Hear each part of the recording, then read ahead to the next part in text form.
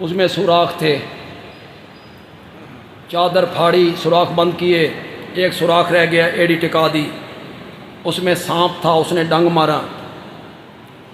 علماء بیٹھے ان سے پوچھ لیے، یہ حدیث میں نہیں ہے، یہ واقعہ حدیث میں نہیں ہے، حدیث میں ہوتا میری مجال ہے کہ میں اس میں اپنی رائے داخل کرتا، حدیث میں توبہ توبہ، یہ خالصتاً تاریخی واقعہ ہے۔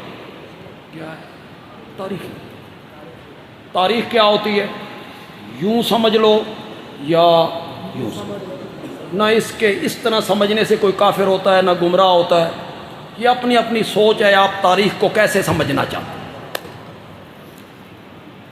اس واقعہ کو آپ کیسے لینا چاہتے ہیں، بندیالوی نے کیسے لیا۔ پسند آ جائے بندیالوی کا ذوق تو کہنا بندیالوی اچھی بات کہہ گیا ہے۔ لوگ کہتے ہیں سانپ نے ڈنگ مارا، میں نے کہا نہیں، اس سانپ کو خوشبو محسوس ہوئی، کائنات کا تاجدار غار کے اندر آیا ہے، یہ میرے آقا کے چہرے پر انوار کی زیارت کرنا چاہتا تھا۔ رب نے کہا میرے نبی تک آنا چاہتا ہے نا، ابو بکر کے قدم چوم کیا، پہلے ابو بکر کے قدم چوم، پھر میرے نبی تک آ، پھر میرے نبی۔